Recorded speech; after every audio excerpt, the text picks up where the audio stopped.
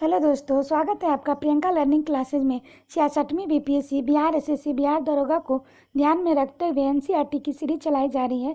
इसके अंतर्गत हम लोग क्लास 6 से लेकर 12 तक के एनसीईआरटी के ऑब्जेक्टिव क्वेश्चन को देखते हैं, ताकि एग्जाम में कोई क्वेश्चन आपका ना छूटे और कोई कन्फ्यूजन उत्पन्न ना रहे। तो चलिए हम लोग देखते हैं फिजिक्स के क्वेश्चन। आज का टॉपिक है बल एवं गति। इससे रिलेटेड जो भी क्वेश्चन बनेंगे उसे देखते हैं। पहला क्वेश्चन है, क्या कारण है कि व्यक्ति चट्टान पर प्रहार करते हुए चोटिल हो जाता है? तो प्रतिक्रिया। इसकी व्याख्या है, न्यूटन के गति के तीसरे नियम के अनुसार सदैव प्रत्येक क्रिया के समान विपरीत दिशा में प्रतिक्रिया होती है। इसलिए जब कोई व्यक्ति चट्टान पर प्रहार करता है तो चट्टान द्वारा भी उसी परिणाम में एक प्रतिक्रिया बल लगाया जाता है, जिसके कारण व्यक्ति चट्टान पर प्रहार करते हुए चोटिल हो जाता है। नेक्स्ट है, एक समान गति के साथ एक वस्तु त्वरित हो सकती है। इसकी व्याख्या है, यदि कोई वस्तु एक समान गति कर रही हो तो उसका वेग नियत होगा। एक समान गति के साथ कोई पिंड या वस्तु त्वरित हो सकती है, जिसे एक समान त्वरित गति यूनिफॉर्म एक्सीलरेटेड मोशन कहते हैं। नेक्स्ट है, निम्नलिखित में से कौन आभासी बल है? तो अपकेंद्रीय बल। इसकी व्याख्या है, किसी वृत्ताकार पथ पर गतिशील वस्तु पर केंद्र के से बाहर की ओर लगने वाला अपकेंद्रीय बल सेंट्रीफ्यूगल फोर्स एक काल्पनिक आभासी बल है। इसकी दिशा अभिकेंद्रीय बल के विपरीत दिशा में होती है। कपड़ा सुखाने की मशीन, दूध से मक्खन निकालने की मशीन आदि अपकेंद्रीय बल के सिद्धांत पर कार्य करती है। नेक्स्ट क्वेश्चन है, न्यूटन के गति का पहला नियम किससे संबंधित है? तो ये हो जाएगा जड़त्व। इसकी व्याख्या है, न्यूटन की गति के पहले नियम को जड़त्व का नियम कहते हैं। काफ़ी इंपॉर्टेंट फैक्ट है, ध्यान रखेंगे। इस नियम के अनुसार कोई वस्तु अपनी यथा स्थिति में बनी रहती है जब तक उस पर कोई बाह्य बल लगाकर उसकी स्थिति में परिवर्तन न कर दिया जाए। अर्थात जब कोई वस्तु गतिशील है तो वह गतिशील अवस्था में, तथा यदि विरामावस्था में है तो वह विरामावस्था में रहेगी, जब तक उस पर कोई बाह्य बल लगाकर उस अवस्था में परिवर्तन करने का प्रयास न किया जाए। नेक्स्ट है, एक साइकिल चालक को वित्तीय गति में किस ओर झुकना चाहिए? तो इसका आंसर होगा केंद्र की ओर। इसकी व्याख्या है, जब कोई साइकिल चालक वित्तीय पथ पर गति करता है तो उसे अपनी स्थिति को संतुलित रखने के लिए अभिकेंद्रीय बल सेंट्रीफ्यूगल फोर्स की आवश्यकता होती है, जिसे प्राप्त करने के लिए साइकिल चालक को केंद्र की ओर झुकना पड़ता है। नेक्स्ट है, वित्तीय पथ पर गतिशील एक वस्तु उदाहरण है, तो यह हो जाएगा एक समान गति और चर वेग। इसकी व्याख्या है, जब कोई वस्तु किसी वृत्ताकार मार्ग पर गति करती है तो उसको गति को वित्तीय गति कहते हैं। वित्तीय गति में गतिशील वस्तु की दिशा सदैव बदलती रहती है तथा वह वस्तु किसी निश्चित व स्थिर बिंदु से एक निश्चित दूरी पर रहती है। यदि वस्तु एक समान चाल से गति करती है तो उस गति को एक समान वित्तीय गति यूनिफॉर्म सर्कुलर मोशन कहते हैं। वित्तीय गति एक त्वरित गति होती है क्योंकि वेग की दिशा प्रत्येक बिंदु पर परिवर्तित हो जाती है। नेक्स्ट क्वेश्चन है, रॉकेट किस सिद्धांत पर कार्य करता है? तो रेखीय संवेग संरक्षण।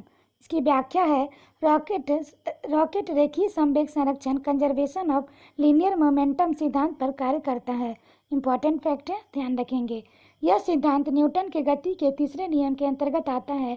इस नियम के अनुसार प्रत्येक क्रिया के बराबर परंतु विपरीत दिशा में प्रतिक्रिया होती है। अर्थात एक वस्तु में जितना संवेग परिवर्तन होता है दूसरी वस्तु उतना ही संवेग परिवर्तन विपरीत दिशा में होता है।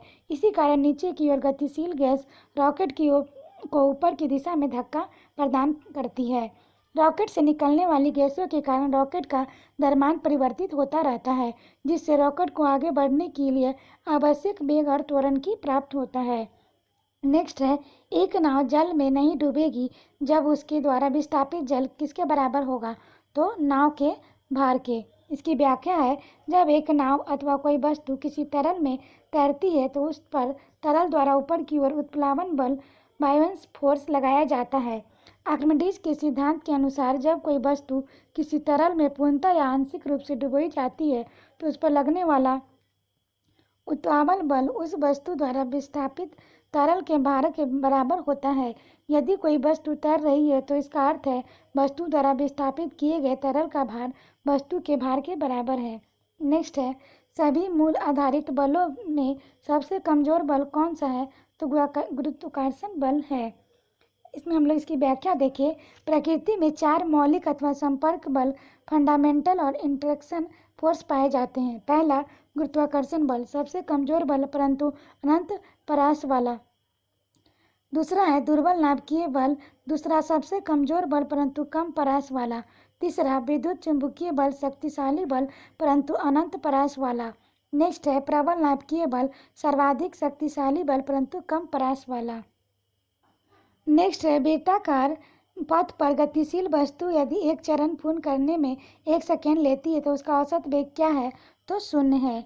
की व्याख्या देखिए, वृत्तीय गति में औसत वेग एक वस्तु द्वारा एक चरण पूर्ण करने के लिए 0 होगा, क्योंकि वृत्तीय गति विस्थापन 0 होता है।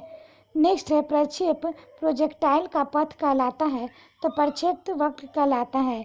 इसकी व्याख्या है, प्रक्षेप वह वस्तु है जिसमें बल के प्रयोग द्वारा ऊर्ध्वाधर दिशा अथवा अंतरिक्ष में फेंका जाता है। प्रक्षेप गुरुत्वीय त्वरण से अंतर्गत एक ऊर्ध्वाधर तल में एक वक्र पथ कर्व पथ पर गति करता है, जिसे प्रक्षेप बल प्रोजेक्टाइल कर्व कहते हैं। नेक्स्ट है रेल की गति किस प्रकार की गति का उदाहरण है? तो इसका आंसर होगा रूपांतरित गति। इसकी व्याख्या है, रेल की गति रूपांतरित गति का उदाहरण है, क्योंकि रूपांतरित गति में वस्तु सभी भाग समान दिशा तथा समान समय में एक समान वेग से समान दूरी तय करते हैं। रूपांतरित गति 2 प्रकार की होती है, सरल रेखीय गति, जब गतिमान वस्तु एक सीधी रेखा में गति करती है। दूसरा, वक्रीय गति, जब गतिमान वस्तु एक वक्र रेखा में गति करती है। नेक्स्ट है, यदि एक वस्तु एक समान गति से वृत्ताकार पथ पर गतिशील है तो होगा इसका वेग परिवर्तित होता रहता है। इसकी व्याख्या है, एक समान वृत्तीय गति यूनिफॉर्म सर्कुलर मोशन से गतिशील वस्तु की गति अपरिवर्तित रहती है, परंतु उसकी दिशा लगातार परिवर्तित होती रहती है, इसलिए वस्तु के वेग में परिवर्तन होता रहता है तथा त्वरण 0 रहता है। नेक्स्ट क्वेश्चन है, तोप में एक गोला दागा जाता है तो गोले की गति है तो प्रक्षेप गति है। इसकी व्याख्या है, तोप के गोले की गति प्रक्षेप गति प्रोजेक्टाइल मोशन का उदाहरण है। प्रक्षेप गति में वस्तु परवलयाकार पथ का अनुसरण करती है। जब तोप से गोला दागा जाता है तो वह धरातल से एक कोण बनाते हुए गति करता है, जिससे एक परवलय पथ का सृजन होता है।